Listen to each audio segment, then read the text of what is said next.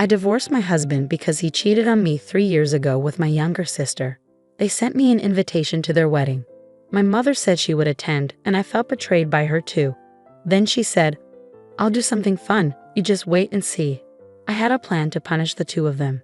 My name is Emma. My husband and I worked in the same company, and I was his boss. He was a bit unreliable but sincere and friendly. I was responsible for training him and teaching him the job. At first, he was nervous about the new work, but over time, we grew close. "Yuma, are you free on our next day off?" he asked me. I was surprised when he asked me out on a date, but I was excited to see how confident he was outside of work. It made my heart skip a beat. After that, we often went out together. "Emma, will you be my girlfriend?" he asked. 6 months after we officially started dating, he could handle his work all by himself. He had become a valuable part of our company. I felt as happy as if it were my own success when other bosses praised him. He then got promoted and moved to a different department. That's when he proposed to me. "Emma, I want you to marry me." "Yes, I'd be happy to," I replied. My parents and younger sister Kate immediately liked Liam, and our wedding went smoothly. Kate, who was the same age as Liam, got along with him right away. "You're so lucky to marry a kind man like Liam. It seems like people at work have high expectations for him, right?" Kate said. She had just broken up with her boyfriend and was yearning for marriage, always telling me how jealous she was of me. After our wedding, I continued working and taking care of the household, supporting Liam both at work and in our personal lives. At least I thought I was supporting him. About a year after our marriage, he started coming home later and later, and we hardly ever had dinner together. "Hey Liam, we haven't talked about work lately. Is everything okay?" I asked. "Nothing's wrong," he replied tersely. "But you've been coming home late every day. If there's anything I can do to help." "There isn't," he cut me off. He used to share everything with me, but recently he seemed annoyed whenever I brought up work. On his days off, he'd either sleep all day, claiming exhaustion, or head out to clear his mind. Feeling like we weren't spending enough quality time together, I made a suggestion to Liam. "Hey Liam, how about we go to a spa together during the next holiday?" My sister recommended a place to us. I suggested. "A spa, huh?" A spa is a place where we can relax and recharge our bodies and minds, especially from the stresses of work. Seeing Liam busy, I took the initiative to make a hotel reservation that included a spa. A week before our planned spa trip, I asked Liam, "What time should we leave next week for the spa?" "Huh? Oh, is the spa trip next week? I forgot to mention I have a business trip scheduled for that weekend." "What? But you've known of the spa trip for a while now." "Well, it's work, so I can't really change it, can I?" "I see." Liam's department seemed busier than ever with frequent business trips. It seemed like I had no choice but to give up on the spa trip this time too. As usual, Liam left early in the morning for his business trip. If things had gone as planned, we would be on our way to the spa together by now, I thought sadly. While feeling down, I received a phone call. It was from the hotel where I had booked a reservation. Despite sending a cancellation email, they didn't receive it due to an error and called to confirm our arrival time. That's right, I thought. I might as well invite Kate. I called my parents' house. But Kate had been out since morning and wouldn't be back soon. So as a last resort, I decided to invite my mother to the spa. Compared to my sister, I had almost given up on the idea that my mother would be able to go on such short notice. But surprisingly, she agreed. "Really? Is it okay to leave Dad alone?" I asked. "Right now, I'm more worried about you than your father," she replied gently. It seemed she had noticed I'd been feeling down lately and chose to join me on the trip. "Thanks, Mom." "I should be thanking you. I'm happy to be on a trip like this with you." I decided to make the most of the trip with my mother, which was a rare treat. However, as soon as we arrived at the hotel, my mother and I noticed something unusual. "Mom, look at that." At the hotel, we spotted Liam, who was supposed to be away on his business trip. He was walking closely with another woman, both looking happy as they entered the same hotel where we were supposed to stay. As they walked in, the woman turned her face towards us for a brief moment. "You've got to be kidding," I whispered in disbelief. The woman with Liam was my sister Kate. After that moment, shock took over and I have vague memories of how I made it back home. My mother made me some tea, which eventually helped me to start calming down. He had been lying to me, and not just Liam, Kate had deceived me too. After calming down, I called Liam's department. As I suspected, they hadn't been assigning business trips or much overtime for years. When I shared with my mother the days Liam came home late or was away on supposed business trips, it turned out Kate wasn't home on those days either, a detail that struck me. All those times he was late or away on trips, he was meeting Kate, wasn't he? I realized with a surge of anger rather than sadness. With the truth revealed, anger consumed me. Mom, I'm divorcing Liam. I don't want to see Kate, so I won't visit home for a while. She stayed silent but understood my decision. I made all the preparations just before Liam returned. I organized the divorce papers, arranged a new contract for my own house, packed my things, and moved into a temporary apartment before settling into the new place. At our home, I left a letter along with the divorce papers for Liam. I specified that all legal matters, including alimony, would be handled through my lawyer, and I blocked all forms of communication with him. To keep my new address private from Liam and Kate, I didn't inform my parents. Since we worked at the same company, we occasionally crossed paths, but I avoided any interaction with him completely. Realizing the gravity of the situation, Liam quickly agreed to the divorce. He didn't disclose the reason to anyone, but our colleagues seemed to gather it from my behavior and wisely avoided discussing the matter. 3 years went by with me keeping my distance from both Liam and my family. One evening after work, I found my mother waiting for me in my room. "Mom, what's going on?" I asked. "I have something to show you," she replied, holding out an invitation. "It's from Liam and Kate."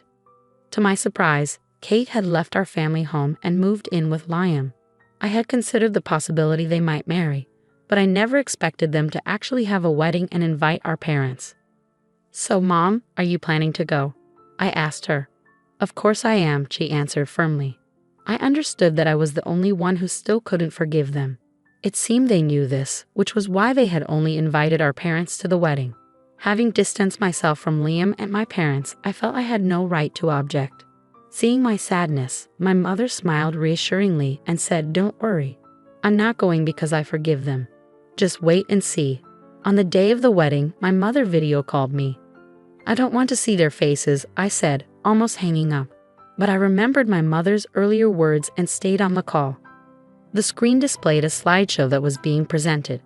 The MC began introducing the slides. This slideshow was created by the bride's mother. She gathered photos from her beloved daughter's birth to the present and created this presentation, the MC announced. I was taken aback that my mother, who wasn't very tech-savvy, had put together such a slideshow. It stirred up a mix of emotions inside me. "Mom, you went through all this effort for Kate." I wondered, feeling a wave of sadness. But then something caught my attention on the screen. "Wait, this isn't Kate," I realized. The slideshow began with a photo of myself as a newborn baby. "So cute, there's a resemblance to Kate somehow," the guests commented in a relaxed atmosphere as they watched the slideshow. Kate's expression grew tense. The MC continued, "Since she was young, the bride has always been dedicated to her family. She excelled as a student and successfully entered her desired university. Upon starting her career, she became a highly reliable employee at the company." Kate's friends and colleagues, who recognized moments from her student days and workplace, began to chatter excitedly. "Hey, isn't that a photo from the welcome party at University J? Kate didn't attend such a prestigious university, did she? Wait, isn't that a photo from the company's welcome party? Hold on closer inspection it looks completely different. Wait, if this isn't Kate." Liam also appeared to have noticed. "What the hell is this? This isn't Kate." Unaware of the bride and groom's shocked expressions, the MC continued to progress through the slides. And then she met the groom, Liam, at the company. According to the bride's mother, she initially trained Liam when he joined the company. Eventually, the two got married. Following this introduction were photos from my wedding with Liam. The MC couldn't hide their confusion, sensing something was amiss. They fell silent. It was then that my mother stepped forward and took the microphone. "Allow me to take over from here and explain," she said calmly as she advanced the slides. "Even after marriage, my daughter supported him both personally and professionally. However, as Liam became increasingly busy, he struggled to find time for her. So my daughter planned a spa trip to help him relax. Wait, please. Kate cried desperately, her face pale, trying to halt my mother. Ignoring Kate's attempts, my mother continued with the slides.